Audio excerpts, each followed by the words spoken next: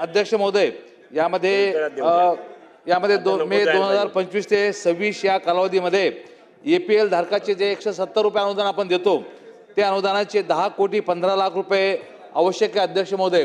तेही माननीय मंत्री महोदयाने तात्काळ मंजूर केलं तर जालना जिल्ह्यावर तो निश्चितपणे या ठिकाणी न्याय होईल. माननीय अध्यक्ष महोदय, आरोग्य विभागाच्या संदर्भामध्ये जालन्यामध्ये आपण 165 खाटाचे मनोरुग्णालय मंजूर केलं.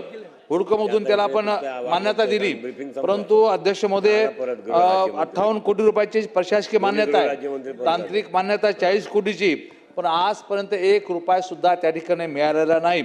रुग्णालयाचं 35% काम त्या ठिकाणी पूर्ण झालं. माननीय महोदय, की अशा पद्धतीनं 1 रुपयाचा निधी न दिल्यामुळं तो कॉन्ट्रॅक्टर सुद्धा काम करायला तयार नाही. तातडीनं त्यासाठी जे काही तांत्रिक मान्यता 60 कोटी रुपयाची, त्यामुळं या संदर्भातला निधी आरोग्य विभागाने तातडीनं त्या ठिकाणी देण्याची विनंती मी आपल्या माध्यमातून माननीय मंत्री महोदयाला या ठिकाणी करतो. माननीय अध्यक्ष महोदय, नियोजन विभागाच्या माध्यमातून मी या ठिकाणी सांगितलं की मी बाप पण त्या संदर्भातली सांगितली अध्यक्ष महोदय, 121 122 त्यामध्ये जालना जिल्हा आमचा हा दुष्काळग्रस्त पट्टा असल्यामुळं या जिल्ह्यामधल्या बाकी इतर सर्व कामासाठी स्वतंत्र निधी या ठिकाणी देण्याच्या संदर्भातला निर्णय सरकारने या ठिकाणी घ्यावा. MIDC मधून अध्यक्ष महोदय, आमचा हा स्टील उद्योग आहे. स्टील उद्योगमध्ये मराठवाडा पॅकेज आपण ज्या पद्धतीनं राबवतो त्या अंतर्गत आपल्याला वीज बिलामध्ये अनुदान देण्याच्या संदर्भातली मागणी मी आपल्या माध्यमातून माननीय मंत्री महोदयाने या ठिकाणी करतो. कारण की हा स्टील उद्योग जालन्याचा अत्यंत महत्त्वाचा उद्योग आहे. आपण गडचिरोलीमध्ये स्टील हब करू लागलो अध्यक्ष महाराज, पण तो राज्यामध्ये सर्वात मोठा स्टील, देशातला सर्वात मोठा स्टील उद्योग आमचा जालन्याचा आहे. त्यामुळे या जालन्यातल्या स्टील उद्योगाला अनुदान देण्याच्या संदर्भातली भूमिका तातडीनं सरकारने या ठिकाणी या पूर्ण मागण्यामध्ये करावी ही विनंती या ठिकाणी करतो. अध्यक्ष महोदय, आमचा जिल्हा लहान जरी असला तरी नियोजन DPDC मध्ये या निधीची वाढ या ठिकाणी करावं अशा प्रकारची मागणी मी आपल्या माध्यमातून या ठिकाणी सरकारला करतो. पाणी पुरवठा आणि सिंचन विभागामध्ये अपूर्ण सिंचन प्रकल्प आहे. या अपूर्ण सिंचन प्रकल्पाला मागास भागातल्या विभागाकडं अधिकचं लक्ष देणं गरजेचं आहे अध्यक्ष महोदय. आमच्याकडं हतवन बृहत तलावाची जो गेले अनेक वर्ष निधीच्या प्रतीक्षेमध्ये खूप वर्षापासून हा तलाव मंजूर आहे.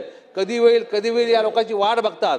माझी विनंती आहे अध्यक्ष महोदय नियोजन विभागाला की या नियोजनामध्ये आपण हतवन तलावासाठी भरीव असा निधी, शेतकऱ्यांच्या जमिनी आणि तलावांच्या कामासाठी हा निधी या ठिकाणी दिला पाहिजे. अध्यक्ष महोदय, आपली सर्वात अत्यंत महत्त्वाची जलयुक्त शिवार योजना, ही जलयुक्त शिवार योजना ही पुनर्जीवित करणं अत्यंत गरजेचं आहे आणि ती निधी अभावी अत्यंत रखडलेली. त्यामुळे मला आपल्या माध्यमातून विनंती करायची की जलयुक्त शिवार योजनेसाठी सुद्धा अधिकचा निधी या शासनाने या विभागाला ठेवला पाहिजे.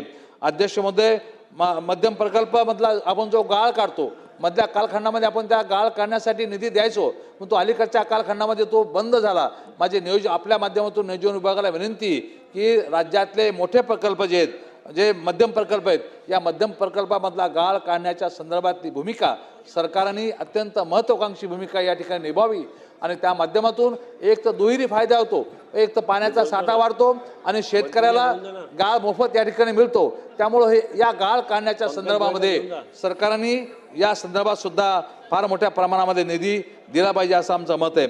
औद्योगिक विकास करण्यासंदर्भामध्ये स्टील उद्योग, बियाणे उद्योगासाठी पायाभूत सुविधा ज्या भागामध्ये जे उद्योग आहेत, मी ज्या भागातून येतो त्या भागात स्टीलचा उद्योग आहे, बियाण्याचा उद्योग आहे. आमच्या जालना शहराला बियाणे नगरी म्हणतात, स्टील नगरी म्हणतात. परंतु यांच्या ज्या पायाभूत सुविधा अध्यक्ष महोदय, या पायाभूत सुविधा या देण्याच्या संदर्भामध्ये निश्चितपणे पुरवणी मागण्यामध्ये कुठेही या ठिकाणी उल्लेख दिसत नाही.